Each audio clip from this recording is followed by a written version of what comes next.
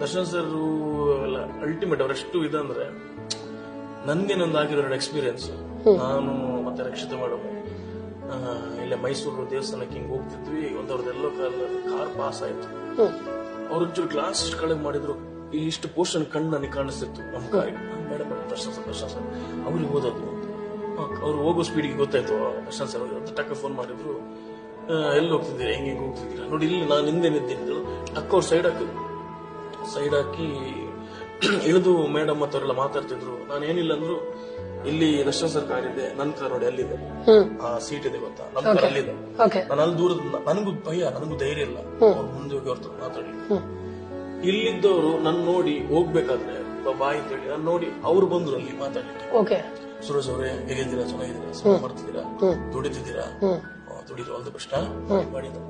ನನಗೆ ಅಲ್ಲೇ ಶಾಕ್, ನಾನು ಅಲ್ಲೇ ಬೋಲ್ಡ್ ಅದೇವಾ.